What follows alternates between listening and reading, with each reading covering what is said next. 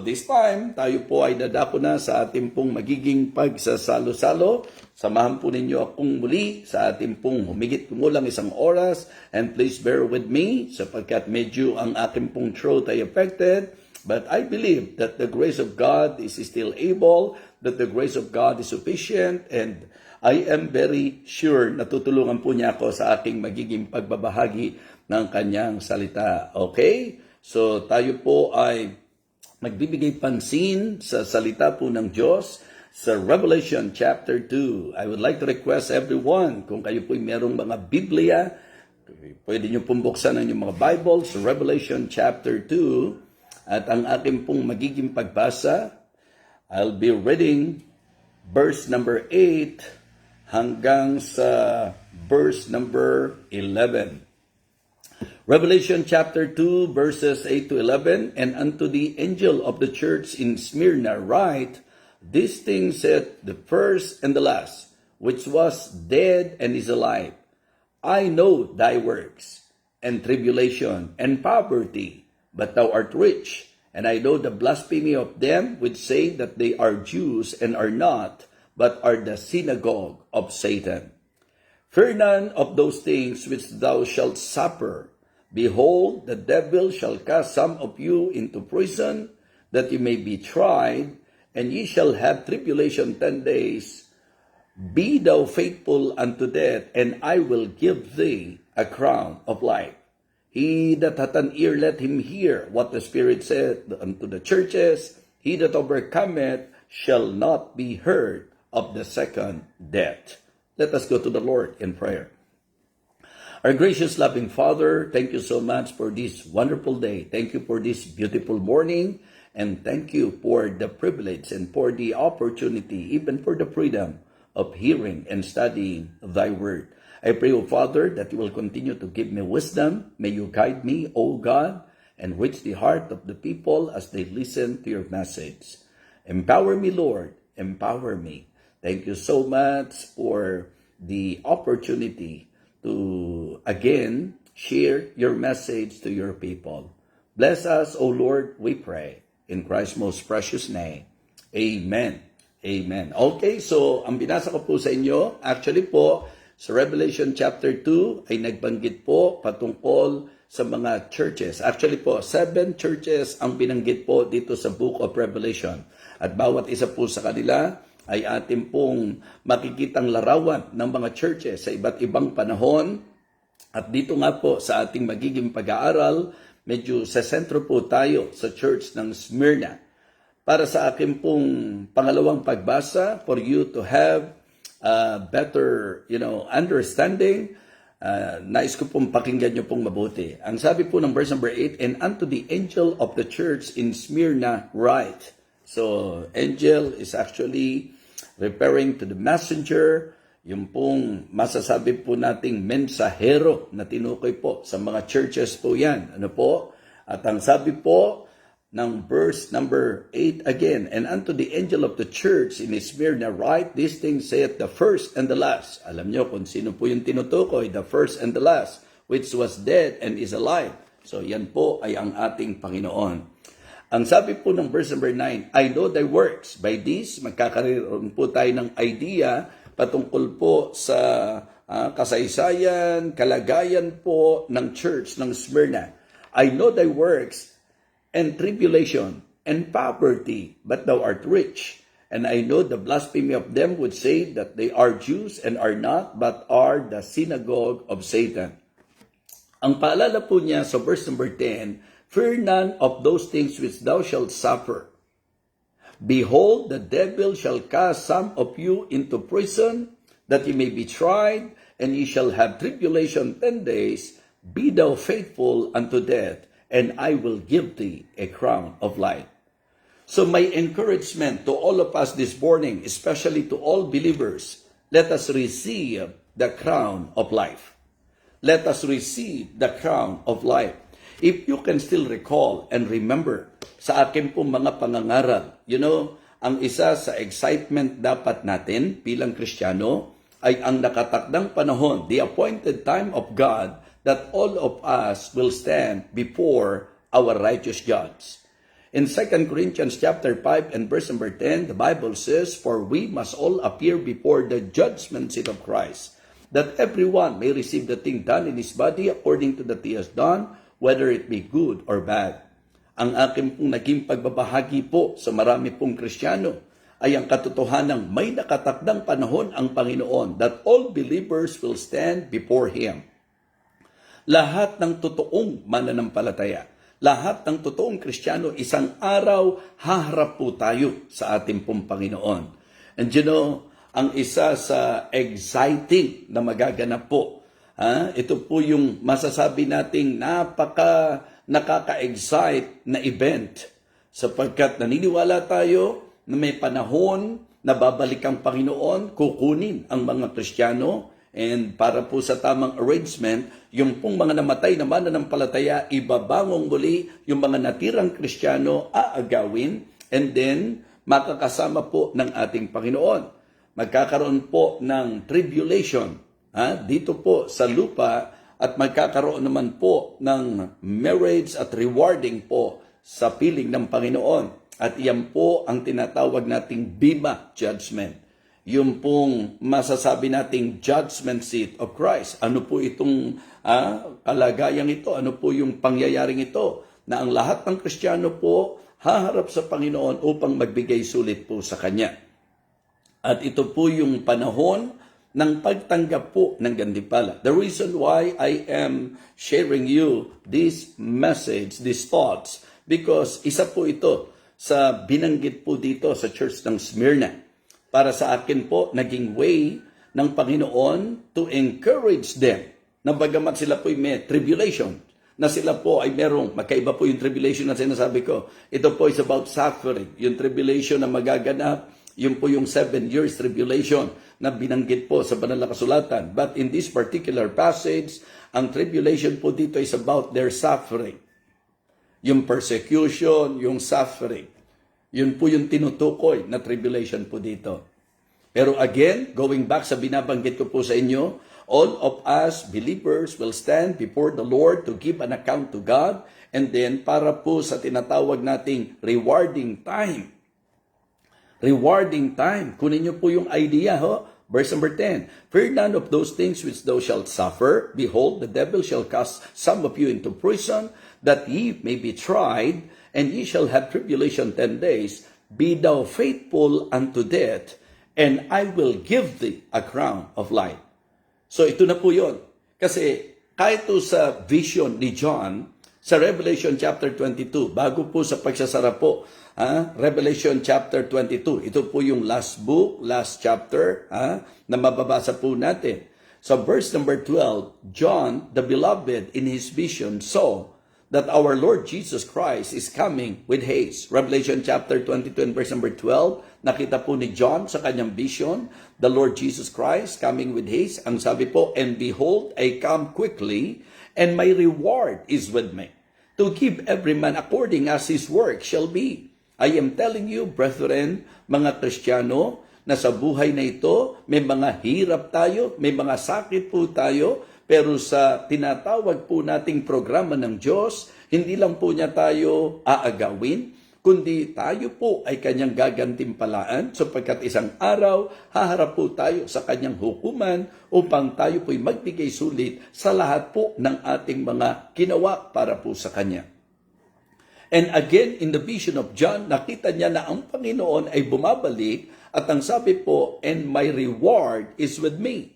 Para saan daw po yon? To give everyone according as his work shall be. At sa akin pong naibahagi sa inyo, may mga crowns, mga example ng crowns na binanggit po sa Bible. Kung tayo po ay nag-strive, ang sabi po ng Bible, sa mga nagsitakbo, ng takbuing ibinigay ng Panginoon, just for you to somehow remember and recall this very important message, na meron pong tinatawag na crown for strivers. Sa 1 Corinthians chapter 9, beginning verse number 24, "Know ye not that they which run in a race run all, but one receiveth the prize? So run that you may obtain. And every man that striveth for the master is temperate in all things. Now they do it to obtain a corruptible crown, but we an incorruptible. So, yan po ang isang example na crown sa reward ng Panginoon. Yan po ang isa sa example, yung crown na kung saan hindi nasisira, incorruptible crown. Dinisenyo po para sa mga strivers. And then meron din pong crown para sa mga soul winners. Yan po'y binanggit naman sa 1 Thessalonians chapter 2 verses 19 and 20. For what is our hope or joy or crown of rejoicing? Kanina po, incorruptible crown, at yan po'y para sa mga nag-strive, nagpakasikap, tinapos ang kanyang takbo. Ito naman po, crown of rejoicing para sa mga soul winners naman.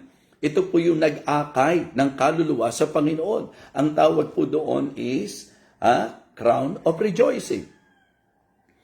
Yung pong crown of righteousness, ito naman po yung mga masasabi nating mananampalataya that because they are ready and prepared sa pagdating ng Panginoon, mga excited and longing for the coming of our Lord Jesus Christ, like what the Apostle Paul, being a finisher and a fruitful fighter, ang sabi po niya sa 2 Timothy chapter 4, beginning verse number 6, For I am now ready to be offered, and the time of my departure is at hand. I have fought a good fight. Yan po ang sabi ng verse number 7. 2 Timothy chapter 4 and verse number 7. I have fought a good fight. I have finished my course. I have kept the faith.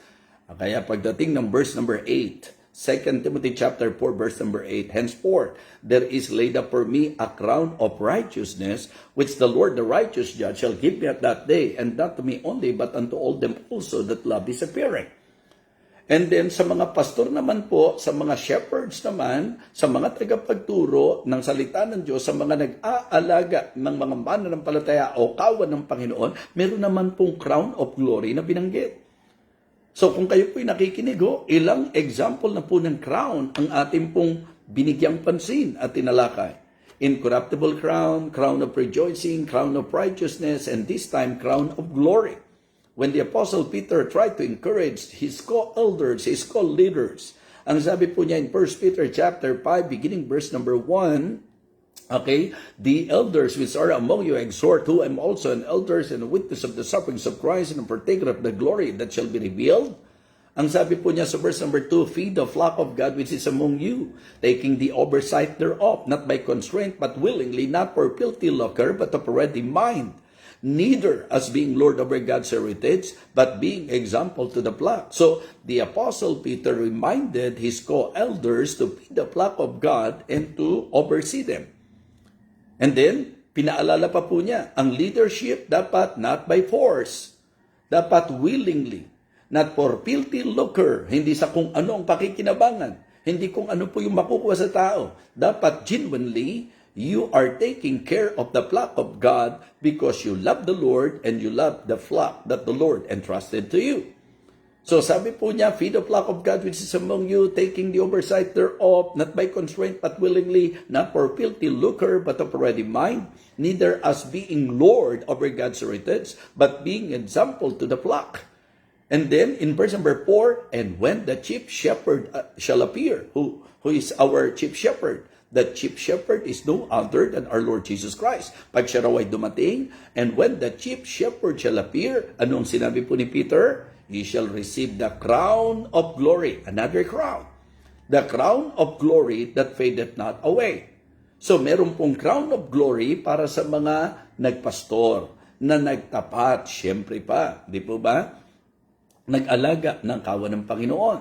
So may crown of glory, at dito nga sa ating pag-aaralan ngayon, ito po yung crown na may kinalaman naman sa suffering. So introduction pa lang po tayo. Kaya pinapaalala ko lang po sa inyo that once I shared already the different crowns mentioned in the Bible, because as what I have emphasized to you, na sa event, sa future event, ang isa po dito ay ang pagharap natin sa Panginoon upang tayo po'y magbigay sulit sa Kanya. And then, ipino-point out ko po na nakita po ni John sa kanyang vision na ang Panginoon sa kanyang pagparito ay meron pong dalang reward, at ang isang napakahalagang paalala po, all of us believers will stand before the judgment seat of Christ para tumanggap po tayo ng gantimpala.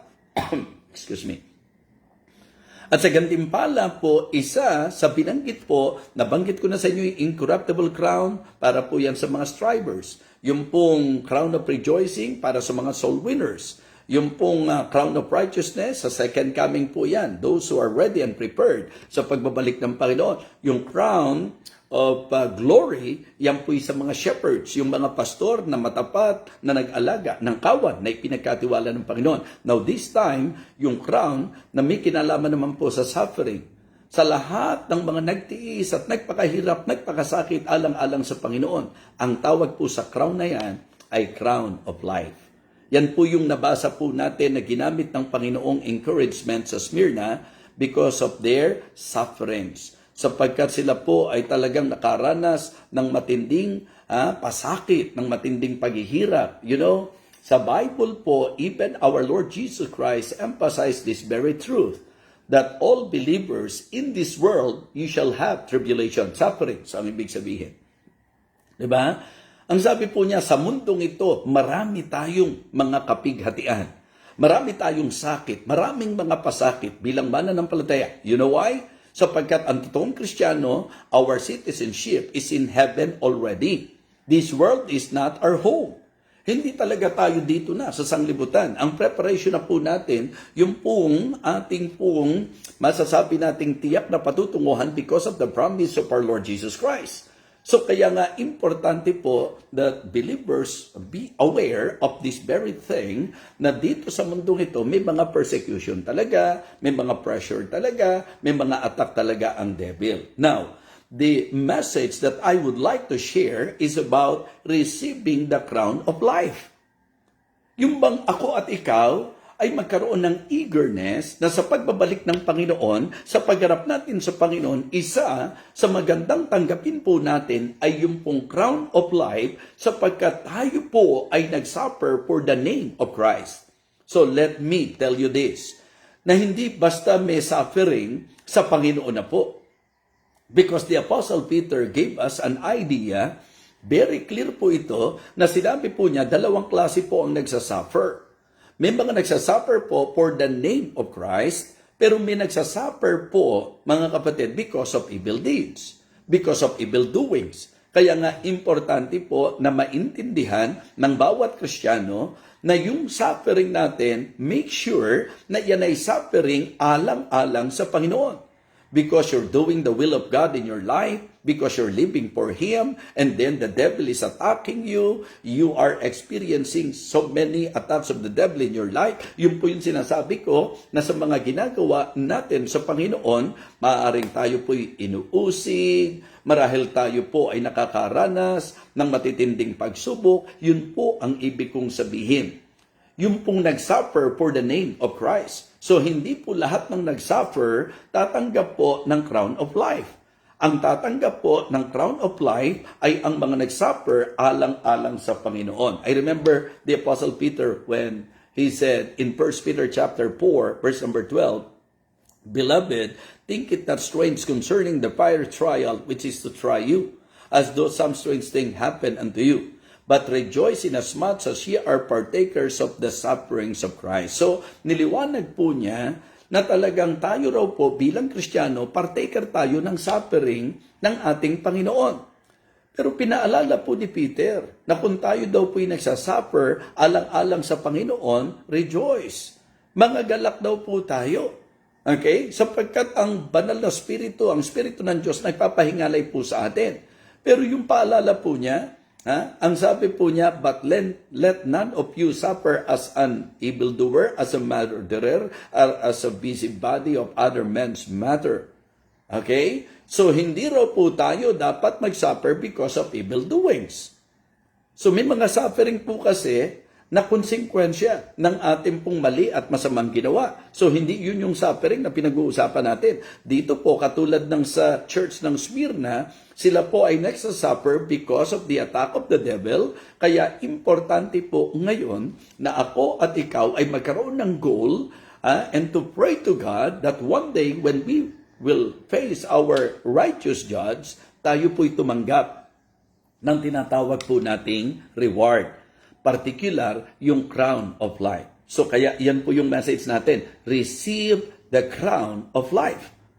Receive the crown of life. Yun po yung sinabi ng verse number 10. Fear none of those things which thou shalt suffer. Behold, the devil shall cast some of you into prison, that ye may be tried.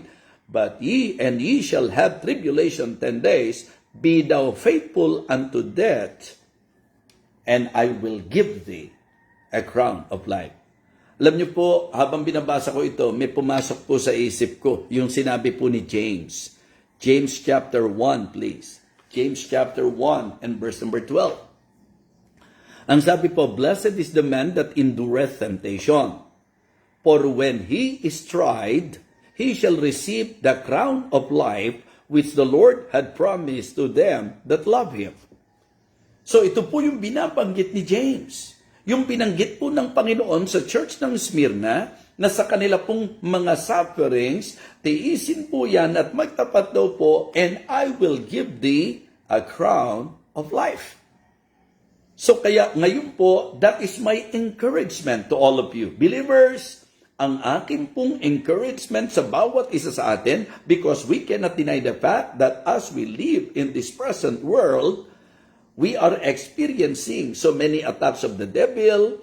There are a lot of sufferings, di po ba? Na ating pong tinitiis, mga kapatid, bilang mga Kristiyano.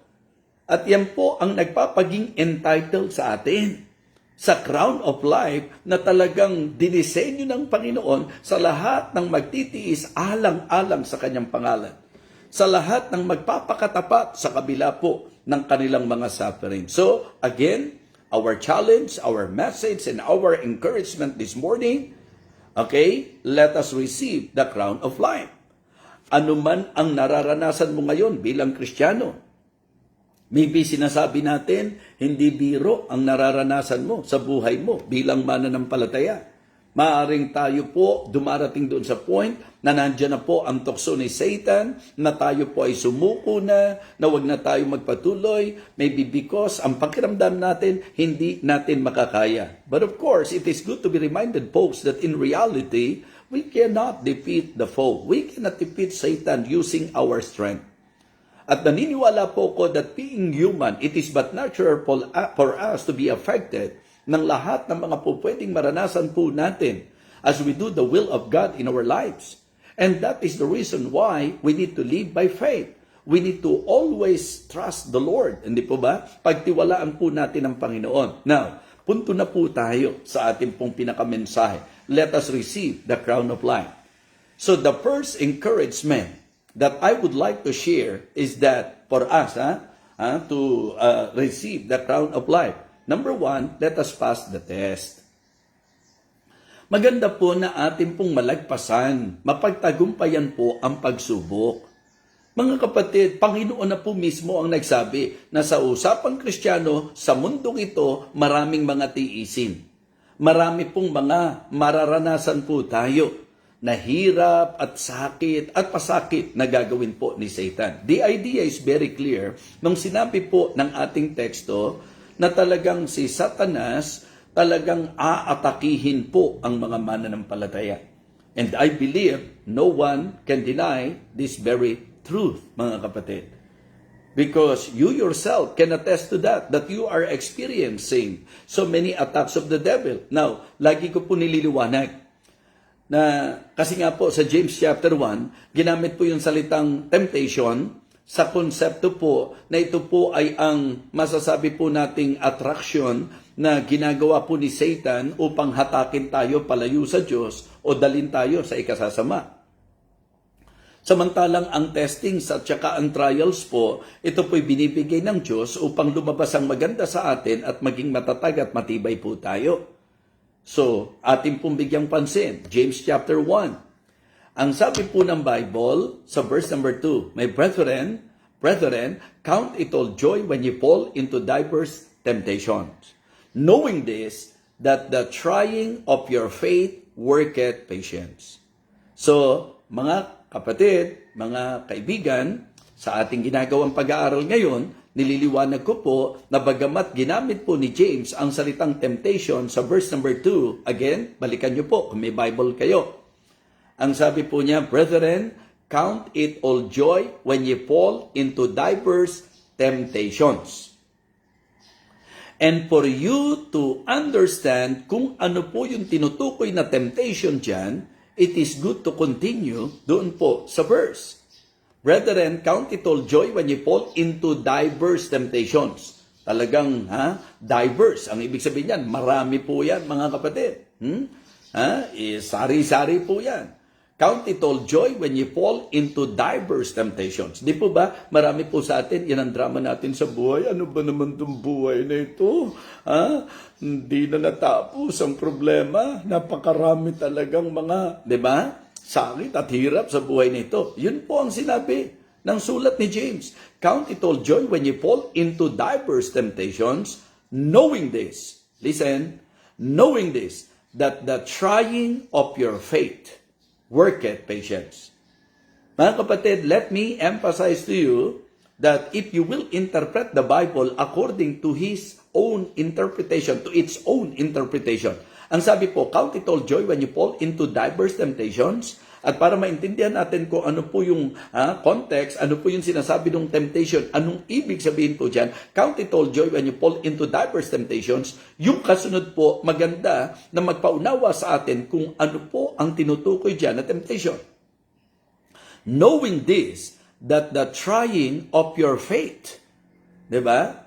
The trying of your faith worketh patience. So meaning, ang tinutukoy na temptation sa James chapter 1 and verse number 2 ay hindi yung temptation na magdadala sa iyo sa kasamaan, kundi ito po yung pagsubok sa ating pananampalataya. Again para po for emphasis purpose. Ang sabi niya, brethren, count it all joy when you fall into diverse temptations, knowing this, that the trying of your faith. So, yung temptations na tinutukoy doon ay mga pagsubok sa ating pananampalataya. Kaya mga kapatid, hindi po pwede na wala po talagang suffering. Kasi yun po pala ang paraan para masubok ang ating pananampalataya. Kaya nga ang point natin, for us to receive the crown of life, number 1, let us pass the test. Ating lagpasan at pagtagumpayan ang mga pagsubok sa ating pananampalataya, ang pagsubok sa ating buhay. Ngayon, kung bibigyan pansin po natin sa verse number 12, ang sabi po ng James chapter 1, verse number 12, ginamit na naman po yung salitang temptation.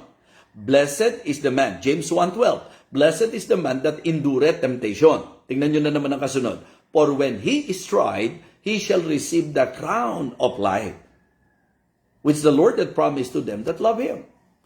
So malinaw naman po na kahit ginamit yung salitang temptation, very clear and particularly minention po that that temptation is referring to the trying of our faith.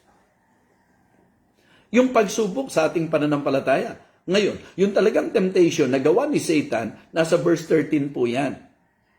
Tingnan niyo po ang sabi ng James 1, verse number 13. James 1 and verse number 13, let no man say, when he is tempted, I am tempted of God. For God cannot be tempted with evil, neither tempted he any man.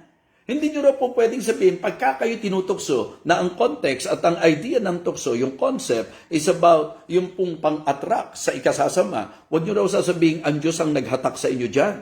Ang Diyos ang tumukso sa inyo. No. Let no man say, when he is tempted, I am tempted of God. For God cannot be tempted with evil, neither tempted he any man. At niliwanag ni James. Sa susunod na talata, anong sabi niya? But every man is tempted when he is thrown away of his own lust and enticed. Kaya raw po tayo natutukso at nahahatak ng tukso kapag ka nag-give in po tayo at ini-entertain po natin yung tukso ng kaaway. So mga kapatid, mga minamahal, I want all of you to be particular on this, that as believer in Christ, in this world, you shall have tribulation. May mga tiisin tayo, may mga sakit tayo. Sabi nga po ni Paul kay Timothy sa 2 Timothy chapter 3 verse number 12, yea, and all that will live godly in Christ Jesus shall suffer persecution. Kaya pag Kristiyano ka, ikaw ang object ng persecution. Ikaw ang talagang target ng dyablo para sa tinatawag nating persecution. Pero sa bahagi ng Diyos, yan pong mga persecution na yan ay test sa ating pong faith, mga kapatid. Kaya nga ang unang encouragement ko sa inyo, number 1, let us pass the test. Number two, for us to receive the crown of life, let us prove our trust. Number 1, pass the test. Number 2, let us prove our trust. Paniwalaan o sabihin po na patunayan po natin ang ating pagtitiwala. Yes, it is good also to be reminded and to be taught na sa usapang pagsubok at lahat ng daranasin natin sa buhay nito, ang susi po dyan ay pananampalataya. Ang susi po dyan, pagtiwalaan po natin ng Diyos. Kasi kung tayo lang po sa sarili nating lakas, bibigay tayo. You know why? Sapagkat mahina po tayo. Kaya nga, importante po lagi na tayo po'y napapaalalahanan ng salita ng Diyos. Ang sabi po ng Bible, mga kapatid, eto po, balikan nyo po yung James chapter 1. James chapter 1. Ang sabi po, brethren, verse number 2, brethren, count it all joy when you fall into diverse temptations, knowing this, that the trying of your faith worketh patience, but let patience have her perfect work, that you may be perfect and entire wanting nothing. Listen to this. In James chapter 1, verse number 5, dahil yun po ang natural, na minsan sa dami ng pagsubok mo, sa dami ng nararanasan mo, hindi mo na maintindihan kung bakit nangyayari sa buhay mo yan. Dumating ka na ba doon sa ganong punto ng buhay mo? Na yung mga nangyayari sa iyo, hindi mo maipaliwanag, hindi mo maintindihan, ba't nangyayari sa akin ito? Gulong-gulo ang isip mo, and because of that, kung ano-ano na rin ang tumatakbo sa utak mo, gusto mo nang mawala, gusto mo nang magwala, di ba? Yan po yung mga possibilities, mga kapatid, na sa buhay na ito, because of the many testings and trials, or maybe yung negative, may temptation ng kaaway, minsan hindi natin maintindihan bakit kailangan magkasakit ako ng ganito, bakit kailangan mapasok ako sa ganitong sitwasyon, bakit ginagawa ko lang naman ng kalooban ng Diyos, pero nangyari sa akin ito. Sometimes, so many questions in our minds. Ang daming tanong sa mga pag-iisip natin. Hindi natin maintindihan. Now, ang advice na napakaganda, yung sinabi po ng James chapter 1 and verse number 5. If there are things in your life, even testings and trials, that you are encountering or experiencing, the best way na magagawa po natin, the right thing to do is not to complain, is not to be bitter, and to even blame God. No. Hindi yan ang Kristiyanong hakbang na pagka nahihirapan ka, magiging bitter ka, na pagka nahihirapan ka, ibe-blame mo ang Diyos. Mga kapatid, mali po yan. Ang tamang gagawin ay ang sinabi po ng verse number 5. James chapter 1 and verse number 5. Hindi mo maintindihan. Yun ang nangyayari sa iyo.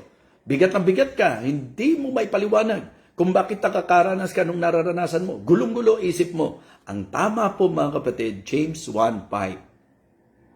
If any of you lack wisdom, let him ask of God, that giveth to all men liberally and upbraideth not, and it shall be given him.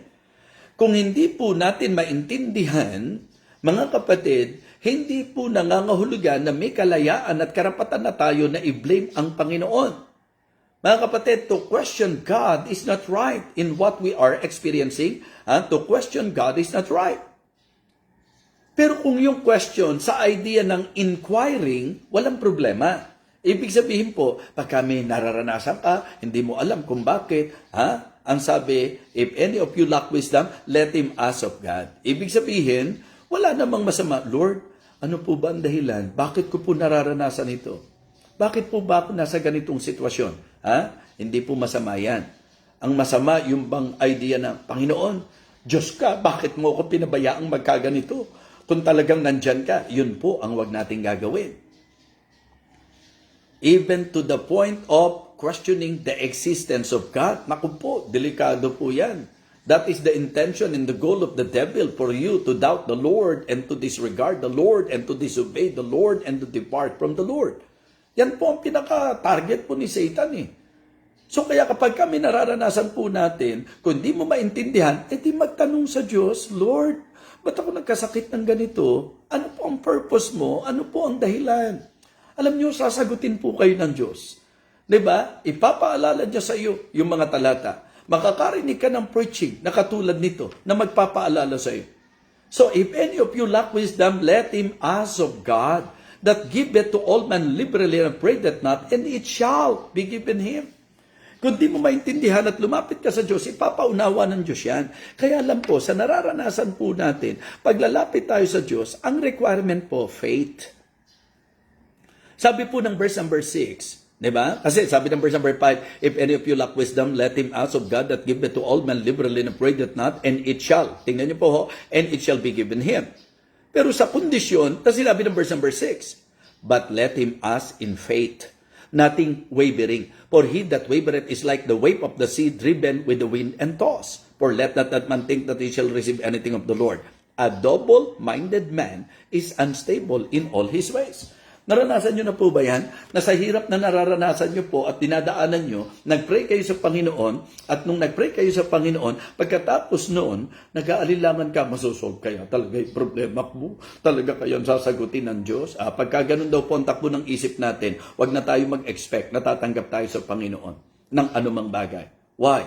Ang sabi po, a double-minded man is unstable in all his ways. Kasi nga, ang requirement po, faith, but let him ask in faith. Yan po ang sabi ng James 1:6. But let him ask in faith, nothing wavering, for he that wavereth is like the wave of the sea, driven with the wind and tossed. Kaya sabi ng verse number 7, for let not that man think that he shall receive anything of the Lord. Very consistent naman po ang Bible dyan. Kasi sa Hebrews chapter 11, verse number 6, the same thing, the same concept. Ang sabi po ng verse number 6 ng Hebrews chapter 11, ang linaw-linaw po mga kapatid, sa Hebrews chapter 11 and verse number 6, but without faith it is impossible to please Him. For he that cometh to God must believe that He is, and that He is the rewarder of them that diligently seek Him. In order for us to receive the crown of life, number 1, pass the test. Number 2, prove our trust. And then number 3, perform our task. Perform our task. Be thou faithful unto death. Magpakatapat tayo. Ang ibig sabihin po, wag nating bigyan ang dahilan ang ating sarili na pag may suffering, pwede na tayong tumalikod. Pag may suffering, pwede na tayong huminto. Pag may suffering po, pwede na tayong lumihis. No. Kundi maging tapat tayo hanggang kamatayan. Mga kapatid, mga minamahal, ang tatanggap ng crown of life ay ang mga mananampalataya sa kabila ng may persecution, sa matinding pressure na pwedeng dadaanan natin sa buhay na ito, mananatili po tayong tapat sa atas ng Panginoon sa atin. Because all believers in reality, meron po tayong takbuhin na dapat tapusin po natin sa Panginoon. That is actually the concept of the writer of the book of Hebrews. In Hebrews chapter 12, verses 1 and 2. Hebrews chapter 12, verses 1 and 2. Wherefore, seeing we are also compassed about with so great a cloud of witnesses, let us lay aside every weight and the sin which so easily beset us, and let us run with patience the race that is set before us. Okay? The idea is clear. Let us run with patience the race that is set before us. Doon pa lang po magkaka-idea na tayo na hindi madali ang pagtakbo. Kasi ang sabi po, let us run with patience. As you run, makakaranas ka ng mga persecution. As you run, may mga magbibigay kabigatan sa kalooban mo, sa puso mo.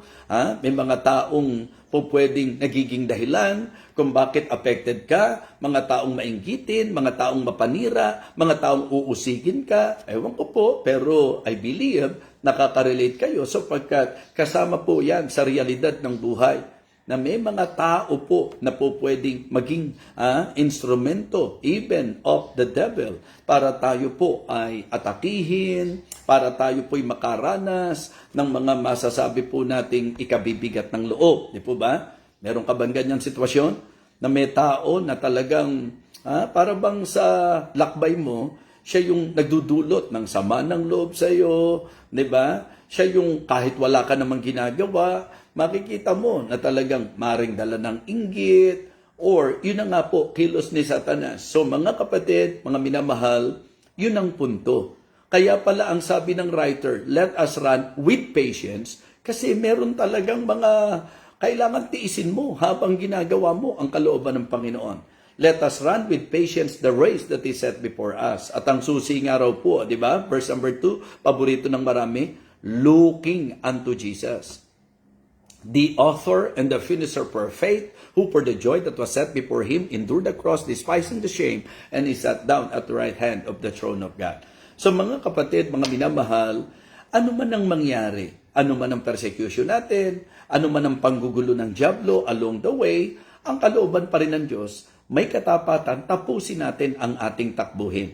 Okay? Let us perform our task. Be faithful unto death, and I will give thee a crown of life. So ipinangako po niya yung crown of life sa magpapakatapat hanggang kamatayan.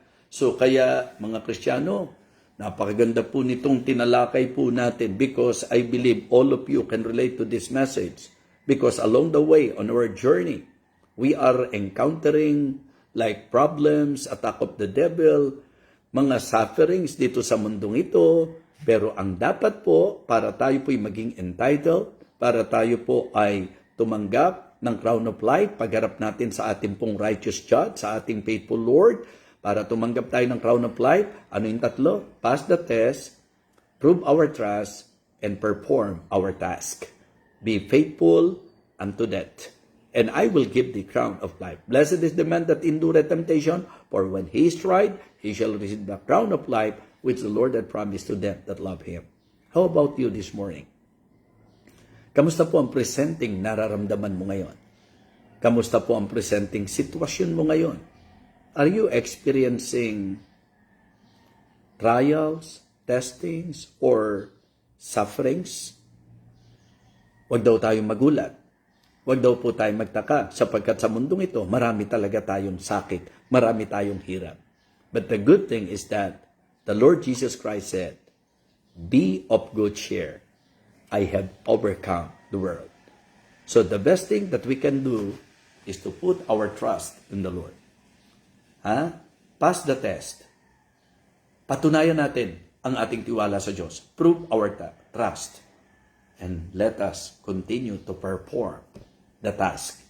The God-given task. Let us run with patience the race that is set before us. Mga kapatid, and the promise, tatanggap daw po tayo ng crown of life.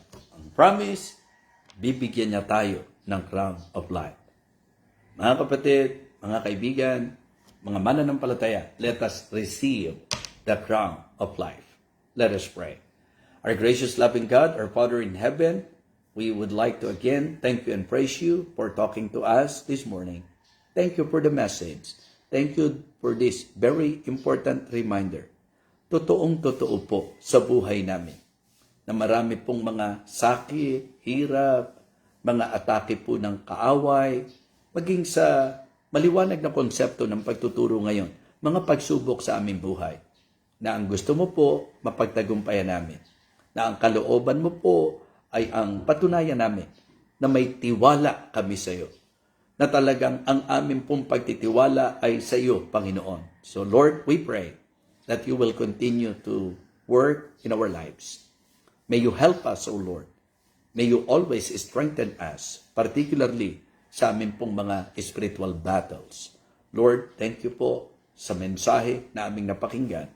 Salamat po na kahit abala ang marami ngayon, may mga mananampalataya na lagit-lagi ang kanilang longing, ang kanilang desire is to always hear your precious words. May you bless us, Heavenly Father, as we do the task, as we run your given race. Thank you so much. Ito po ang aming panalangin sa pangalan po ng aming Panginoong Jesus. Amen. Amen. So I hope and I pray na ang bawat isa po sa atin na kung saan may mga laban sa buhay, may mga nararanasan, I hope and I pray na tayo po'y natulungan ng ating pong mensahe ngayong umagang ito. Nawa sa mga nararanasan natin at dinadaanan natin, pinalakas tayo ng Panginoon dahil sa mensaheng ito. Mga kapatid, make it your goal, make it your prayer, that one day when we stand before the Lord, tatanggapin po natin ang isa sa gantimpalang inilaan ng Panginoon. Yan po ang crown of life. Kaya kasama natin ang Panginoon, hindi pwedeng hindi natin mapagtatagumpayan po ang lahat. Kasama po natin ang Panginoon. Amen? And if God be for us, who can be against us? Maraming salamat po.